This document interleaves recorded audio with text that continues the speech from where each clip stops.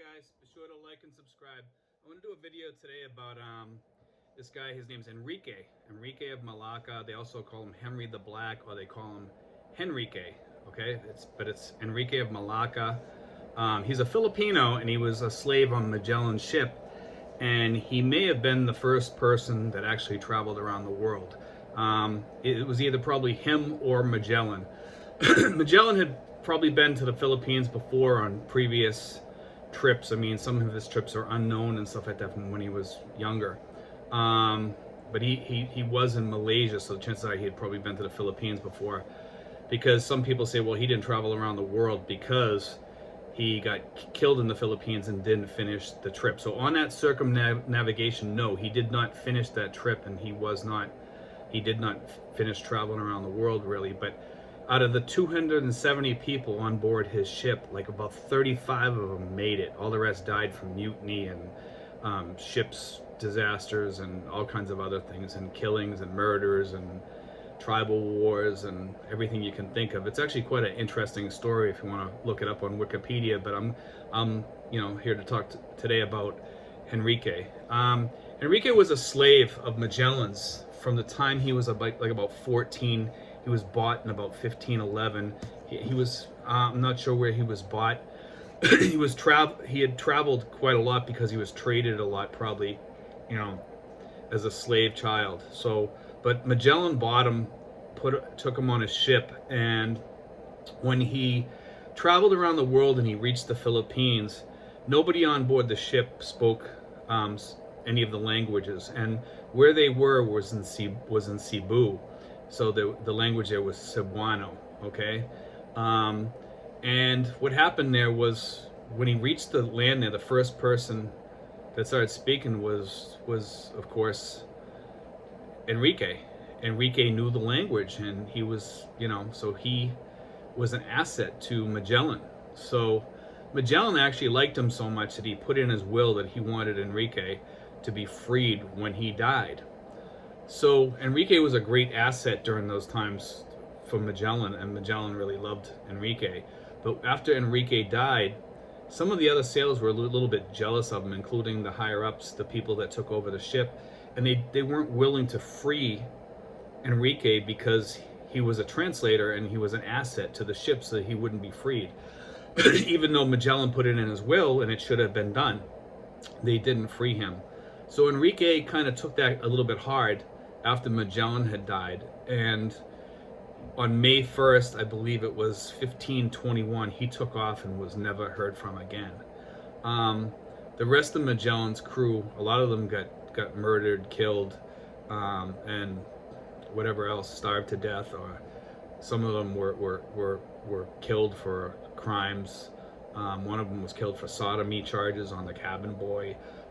It's actually quite an interesting story. It puts mutiny on the Bounty to shame, for sure, because the Magellan story is so much more interesting than Mutiny on the Bounty. Although Mutiny on the Bounty is a good story, don't get me wrong. I mean, those people still live on that island even to this day, the relatives of the mutineers. But Magellan, he turned a lot of the people in Cebu to Christianity and a lot of other things, and that's how Christianity got founded here in the Philippines. But anyway, I just want to put that story out there because it's quite a great story, especially the fact that he wasn't freed even though Magellan wanted it.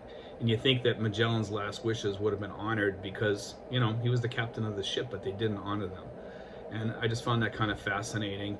And it's not totally sure whether Enrique was a Filipino or whether he was Malaysian.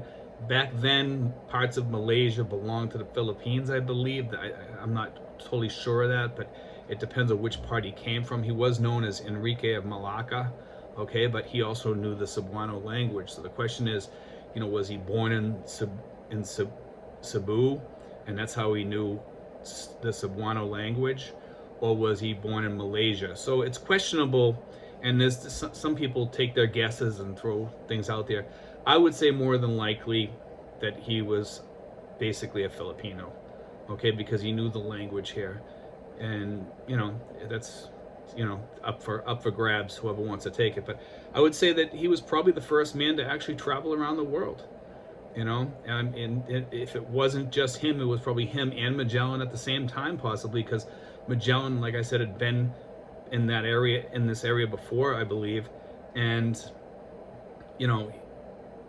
granted, he didn't make it on that trip, but Enrique was the first person to make it on that trip, for sure.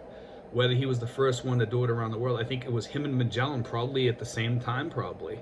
Both of them were the first two people to travel around the world. All the rest of the people didn't travel around the world till they reached Portugal and Spain or whatever. And, those people, I believe there was only like 27 or 35 of them or whatever it was that survived out of the 270. It was a pretty rough trip.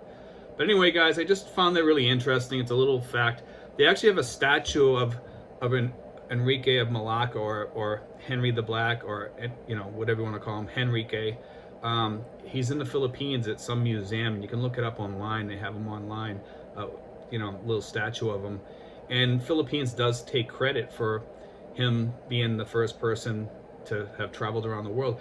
And the funny thing is that Magellan gets all the credit for it because of the fact that he was European and Enrique was a slave, so they would not give credit to slaves for things that they had done that were very great things, like to be the first person to travel around the world. I mean, and I think Enrique deserves it probably more than Magellan did, in some ways. I mean, yeah, Magellan was, he was great in his own right and stuff like that, but I think Enrique deserves the credit probably more so than Magellan. Because it was written into the logs and stuff like that he spoke Cebuano when they reached the Philippines. So it may be a tie between Magellan and Enrique, and that should go into the history books as far as I'm concerned, because, I mean, that's pretty factual if you ask me, because it's logged into the ship's log, But anyway, guys, be sure to like and subscribe. I hope you enjoyed today's little history lesson, Filipino history lesson. But anyway, I might do a couple more of these. We'll see how this one does out there. Okay, and I have a couple more.